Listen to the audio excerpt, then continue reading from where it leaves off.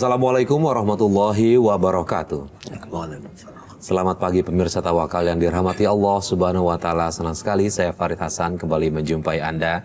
Dan pemirsa, di video awal tadi kita lihat bersama itu adalah cuplikan dari reka adegan dengan apa yang menimpa dari narasumber kami bernama Joni. Dan alhamdulillah pemirsa, Joni saat ini sudah hadir bersama kami di studio. Assalamualaikum Joni. Waalaikumsalam Mas. Ya, terima kasih sudah hadir di Tawakal. Nanti kita akan coba cari tahu itu kenapa asal muasalnya, kenapa bisa terjadi seperti itu Mas Joni ya. Iya. Dan pemirsa, selain Joni juga sudah hadir bersama kami Ustadz Ngatawi Al-Zastro. Assalamualaikum Pak Ustadz. Waalaikumsalam Mas Farid. Ya, terima kasih juga Pak Ustadz sudah hadir bersama kami di Tawakal. Mas Farid, alhamdulillah. Ya, baik Pak Ustadz, tadi kita coba udah lihat videonya, sekarang kita coba cari tahu Mas Joni. Mas Joni, dari video-video itu berarti ada kaitannya sama apa yang terjadi sama Mas Joni ya? Iya. Boleh diceritakan apa aja Mas? Iya boleh. Baik, semua berawal dari kesalahan masa lalu saya Mas. Ya, waktu itu saya punya pacar waktu SMA. Jadi kita pacaran dan kita pacaran begitu dekat. Dia sering main ke rumah saya, dan terus hubungan kita melampaui batas, dan singkat cerita dia hamil gitu Mas. Ya Allah, berarti kalian mohon maaf melakukan hubungan itu di luar ikatan pernikahan ya? Iya. Iya, ketika itu saya kan masih SMA, masih baru naik kelas 3 kan. Ya, saya belum siap untuk menikahi dia Mas. Ya, otomatis saya menghindar dan saya nggak mau tanggung jawab gitu. Dan waktu itu sempat juga saya suruh dia gugurin gitu Mas. Pak Ustadz, nih apa yang terjadi di anak-anak muda yang sudah melampaui batas nih Pak Ustadz, gimana caranya nih buat kita nih sebagai orang tua yang memiliki anak yang sudah menjelang dewasa gitu Pak Ustadz, untuk membentengi mereka nih dari perbuatan hal seperti itu? Iya Mas Farid, ini prihatin kita, gejala-gejala seperti ini terjadi. Jadi pertama, bahwa kalau kita ingin anak-anak kita terhindar dari situ, ya paling tidak anak-anak disibukkan dengan kegiatan-kegiatan yang lebih positif. Sehingga dengan kegiatan-kegiatan yang lebih positif ini, mereka akan bisa tidak terjerumus masuk dalam hal-hal yang seperti itu. Terutama hal-hal yang kegiatannya itu bersifat konstruktif. Paling tidak kegiatan keagamaan mestinya. Yang ngaji, ya melakukan kegiatan-kegiatan yang positif. Ngaji ini menjadi penting karena ini menjadi benteng moral, menjadi jangkar moral. Tapi ngajinya harus ngaji yang betul-betul memperkuat pertahanan diri dari anak-anak itu. Yang kedua bisa kegiatan seni dan olahraga yang terkontrol, terarahkan dengan baik, dengan pendampingan yang benar. Karena kalau kegiatan-kegiatan ini tidak didampingi yang benar juga bisa terjerumus pada sikap-sikap seperti itu. Karena anak muda itu kan nggak pikiran panjang Mas Farid, lebih mengedepankan emosinya, lebih mengedepankan kesenangannya. Maka dalam suasana seperti ini yang dalam psikologi disebut masa Sturm und Drang ini, masa pergolakan gitu ya. Maka orang tua memiliki peranan yang penting untuk memberikan bimbingan, pendampingan, pengarahan kepada anak-anaknya. Sebab kalau kita menganggap, wah anak kita sudah dewasa, anak kita sudah gede, ini mengalami penuaan dini, padahal dia sebetulnya belum bisa melakukan itu. Akibatnya, seperti kayak Mas Joni ini, dia nggak berpikir panjang, begitu ini kejadian, dia melarikan diri. Ini tidak bisa Mas Joni, karena Anda akan tetap dikejar oleh pertanggungjawaban. Gitu. Di akhirat akan dihitung, akan dikejar karena apa? Fama ya'mal misqala dzarratin khairan yarah wa man ya'mal misqala dzarratin syarran yarah. Jadi itu akan tetap dipegang. Di dunia pun ini akan membawa dampak baik bagi orang yang ditinggalkan maupun bagi diri Mas Joni sendiri. Karena ini akan menimbulkan tekanan batin, keresahan dan lain sebagainya. Jadi enaknya cuma berapa menit, tapi resikonya seumur hidup. Iya, betul. Ini kalau nggak berpikir panjang. Iya. Nah, Mas Joni, saya yakin mungkin dalam pelarian dalam tanda kutip Mas Joni ini ada rasa yang terus membayangi ya. Iya Mas. Ya, saya sangat merasa menyesal dan saya merasa setelah adik saya diperkosa, saya merasa Sebentar, adiknya diperkosa itu kenapa, Mas?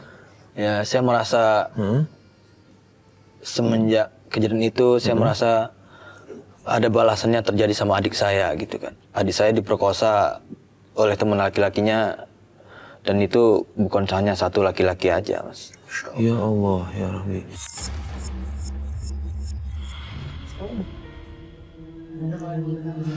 Kakak, mama. Kamu kenapa? Mama. Apa yang terjadi, Nak? Kamu kenapa? Jangan perkosa aku, Kak. Aku mau, jangan. Perkosa? Maksud kamu apa sih, ha?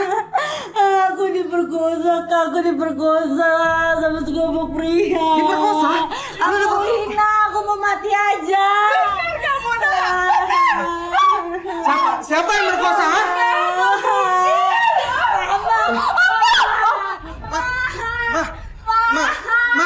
Mama. Pak Ustadz, ini mohon maaf, ada kaitannya nggak Pak Ustadz dengan apa yang Jadi, dilakukan Mas Joni? Begini, Mas Farid. Ya. Dalam Islam memang tidak mengenal dosa turunan, tidak mengenal karma, ya. Cuma begini, bahwa perbuatan seseorang itu akan menimpa orang itu sendiri. Jadi dalam surat Al-An'am 164 itu disebutkan bahwasanya wala yuksibu kullu nafsin illa 'alaiha. Tidak ada dosa yang dilakukan seseorang kecuali madorotnya kembali pada orang itu sendiri. Gitu. Wala taziru waziratu wizra ukhra. Seseorang tidak berhak menanggung dosa, kesalahan, kemaksiatan orang lain. Tetapi beliau Mas Joni ini dengan adiknya diperkosa. Ini menjadi akibat dari apa yang dia lakukan. Adiknya hanya menjadi wasilah, perantara penderitaan dia. Karena begitu adiknya diperkosa, dia menjadi resah. Yeah. Dia menjadi tertekan. Dia menjadi gelisah. Akhirnya dia, ya Allah, ini dosa saya yang dulu. Sehingga adiknya jadi korban, menjadi perantara dari akibat yang diperoleh oleh ini. Jadi bukan berarti adiknya ini menjadi balasan atau enggak. Ini menjadi perantara dari akibat dosa yang dilakukan oleh. Posisinya seperti itu. Artinya bisa jadi mungkin nggak bisa dibilang ini teguran buat dia juga untuk introspeksi begitu, betul. Pak Ustadz, ya? Tapi melalui peristiwa yang dialami adiknya. Tapi ini bukan berarti adiknya menanggung dosa, menanggung kejahatan dari kakaknya. Tapi dia menjadi sarana untuk menjadi pengingat, menjadi dampak akibat dari yang dia lakukan. Oke, Mas Joni, lalu apa yang terjadi nih setelah adik Mas Joni tahu gitu adik Mas Joni diperkosa? Ya sampai saat sekarang ini adik saya masih di rumah aja. Dia sangat depresi. Dan juga yang lebih kasihan lagi, mama saya sakit juga, shock. Ya karena melihat keadaan adik saya seperti itu kan. Pak Ustadz, dalam posisi seperti ini Pak Ustadz, ketika kita mengetahui saudara kita ada yang depresi karena sesuatu hal, apa yang harus kita lakukan nih Pak Ustadz? Yang pertama muhasabah, muhasabah diri. Dia introspeksi diri, dia mengaca diri bahwa ya Allah, ini teguran. Saya dulu pernah lari dari tanggung jawab. Saya dulu pernah menyakiti seorang gadis yang ini penderitaannya mungkin dirasakan oleh seperti yang dirasakan adik saya dan seperti yang saya rasakan saat ini. Seperti kata Mas Farid ini teguran dari Allah itu melalui keluarga-keluarga yang paling dekat. Adik diperkosa, ngalami depresi, ibu stres. Maka dari sini mungkin Mas Joni kemudian membayangin, ya Allah, mungkin yang dirasakan cewek saya dulu yang saya tinggalkan seperti ini. Jadi saya melihat ini keadilan Tuhan, keadilan Allah. Maka Mas Joni, dimanapun Mas Joni lari, dimanapun Mas Joni menyembunyikan diri, pertanggungjawaban itu akan tetap ada. Dan itu tidak hanya muncul ketika di akhirat, ketika kita dihisab, dihitung amal kita, dihitung maksiat kita, perbuatan. Tapi di dunia pun juga bisa jadi ngerasakan seperti peristiwa-peristiwa yang menimpa Mas Joni. Iya. Nah, Mas Joni, saya kebayang banget nih apa yang dirasakan mungkin oleh adiknya Mas Joni gitu. Nah, saya cuma mau tanya, ada pengaruhnya juga nggak sih ketika dia bertemu sama orang lain? Gitu pasti dia trauma banget kan ya? Iya, setiap dia ketemu sama namanya laki-laki, dia pasti ngamuk, Mas. Dan waktu itu pernah, saya punya teman juga kan, teman akrab saya waktu sekolah. Dan juga udah akrab juga sama adik saya. Kena ingin tahu keadaan adik saya seperti apa. Ya, karena waktu dia masih kecil waktu itu, masih ya akrab banget sama teman saya waktu itu. Jadi teman saya datang mau jenguk.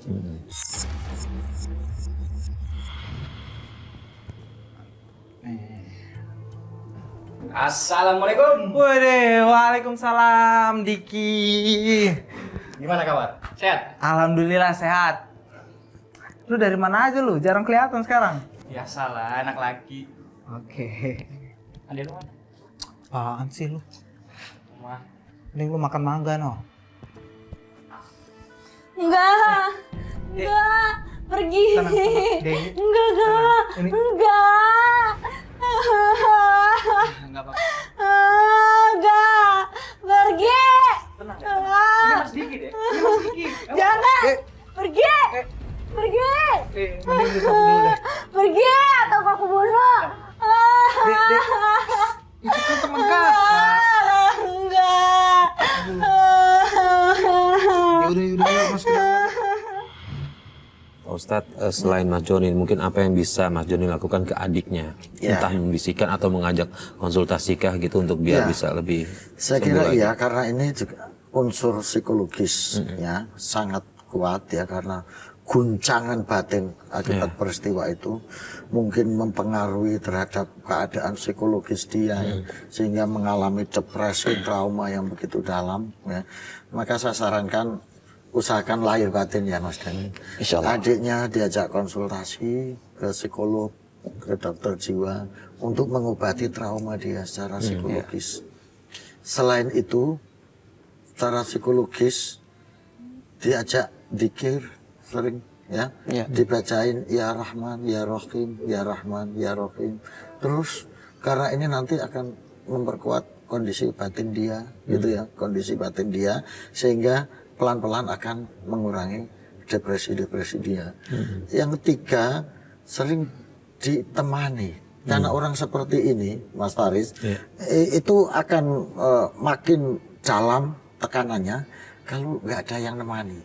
Ditemani, diajak ngobrol, pelan-pelan diajak kegiatan. Kalau belum bisa diajak kegiatan keluar rumah, diajak kegiatan di luar rumah, sholat berjamaah, ya. Dzikir bareng, baca Quran bareng gitu. Awalnya mungkin susah karena ini begitu lekat traumanya. Tapi ini ditelateni aja. Telaten gitu ya, ditekuni pelan-pelan. Nanti ini sekali, 2 kali, 3 kali, 4 kali lama-lama nanti akan buat. Jadi ikhtiar lahirnya diajak konsultasi ke ahli psikologi, ikhtiar batinnya diajak banyak berzikir, banyak mengaji supaya dia bisa melupakan itu. Sambil dikasih tahu bahwa Allah Maha Rahman, Allah Maha Rahim. Zikirkan ya Rahman, ya Rahim, ya Rahman, ya Rahim.